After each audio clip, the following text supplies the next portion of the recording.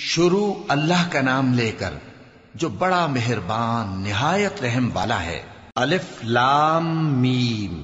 اس میں کچھ شک نہیں کہ اس کتاب کا نازل کیا جانا تمام جہانوں کے پروردگار کی طرف سے ہے۔ کیا یہ لوگ یہ کہتے ہیں کہ پیغمبر نے اس کو از خود بنا لیا ہے؟ نہیں، بلکہ وہ تمہارے پروردگار کی طرف سے برحق ہے، تاکہ تم ان لوگوں کو ہدایت کرو جن کے پاس تم سے پہلے کوئی ہدایت کرنے والا نہیں آیا، تاکہ یہ رستے پر چلیں۔ اللہ ہی تو ہے جس نے آسمانوں اور زمین کو اور جو چیزیں ان دونوں میں ہیں سب کو 6 دن میں پیدا کیا، پھر عرش پر جلوہ افروز ہوا۔ اس کے سوا تمہارا نہ کوئی دوست ہے اور نہ سفارش کرنے والا۔ کیا تم نصیحت حاصل نہیں کرتے؟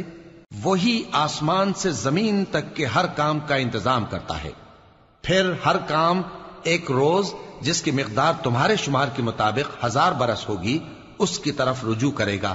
اسی شان کا ہے وہ خالق جو پوشیدہ اور ظاہر کا جاننے والا ہے، غالب ہے، بڑا مہربان ہے۔ وہی جس نے ہر چیز کو بہت اچھی طرح بنایا، یعنی اس کو پیدا کیا اور انسان کی پیدائش کو مٹی سے شروع کیا، پھر اس کی نسل ایک قسم کے خلاصے سے یعنی حقیر پانی سے بنائی، پھر اس کو درست کیا، پھر اس میں اپنی طرف سے روح پھونکی اور تمہارے کان اور آنکھیں اور دل بنائے، مگر تم بہت کم شکر کرتے ہو۔ اور کہنے لگے کہ جب ہم زمین میں ملیا میٹ ہو جائیں گے تو کیا اثر نو پیدا ہوں گے؟ حقیقت یہ ہے کہ یہ لوگ اپنے پروردگار کے سامنے جانے ہی کے قائل نہیں۔ کہہ دو کہ موت کا فرشتہ جو تم پر مقرر کیا گیا ہے تمہاری روحیں قبض کر لیتا ہے، پھر تم اپنے پروردگار کی طرف لوٹائے جاؤ گے، اور تم تعجب کرو جب دیکھو کہ گناہگار اپنے پروردگار کے سامنے سر جھکائے ہوں گے اور کہیں گے کہ اے ہمارے پروردگار، ہم نے دیکھ لیا اور سن لیا، تو ہم کو دنیا میں واپس بھیج دے کہ نیک عمل کریں، بے شک ہم یقین کرنے والے ہیں۔ اور اگر ہم چاہتے تو ہر شخص کو ہدایت دے دیتے، لیکن میری طرف سے یہ بات قرار پا چکی ہے کہ میں دوزخ کو جنوں اور انسانوں سب سے بھر دوں گا، سو اب آگ کے مزے چکھو، اس لیے کہ تم نے اس دن کے آنے کو بھلا رکھا تھا۔ آج ہم نے بھی تمہیں بھلا دیا ہے، اور جو کام تم کرتے تھے ان کی سزا میں ہمیشہ کے عذاب کے مزے چکتے رہو۔ ہماری آیتوں پر تو وہی لوگ ایمان لاتے ہیں کہ جب ان کو ان کے ذریعے نصیحت کی جاتی ہے تو سجدے میں گر پڑتے اور اپنے پروردگار کی تعریف کے ساتھ تسبیح کرتے ہیں اور غرور نہیں کرتے۔ ان کے پہلو بچھونوں سے الگ رہتے ہیں، اس حال میں کہ وہ اپنے پروردگار کو خوف اور امید سے پکارتے اور جو کچھ ہم نے ان کو دیا ہے اس میں سے خرچ کرتے ہیں۔ سو کوئی شخص نہیں جانتا کہ ان کے لیے کیسی آنکھوں کی ٹھنڈک چھپا کر رکھی گئی ہے، یہ ان اعمال کا صلہ ہے جو وہ کرتے تھے۔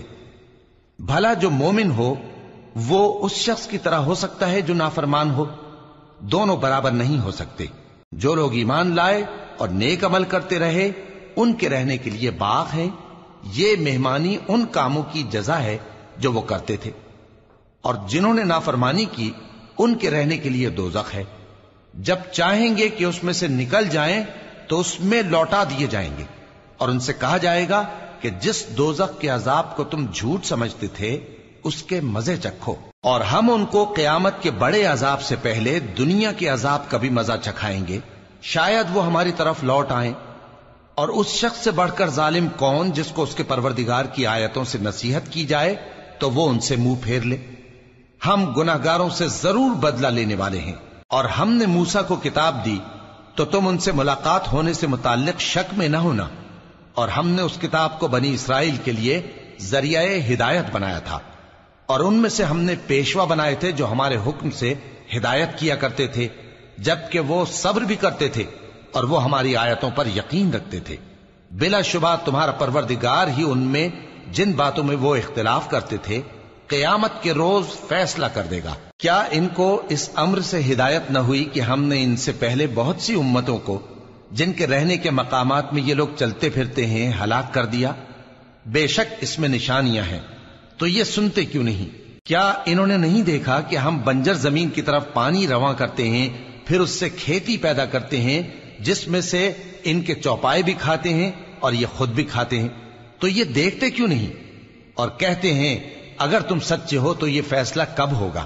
کہہ دو کہ فیصلے کے دن کافروں کو ان کا ایمان لانا کچھ بھی فائدہ نہ دے گا اور نہ ان کو مہلت دی جائے گی، تو ان سے منہ پھیر لو اور انتظار کرو، یہ بھی انتظار کر رہے ہیں۔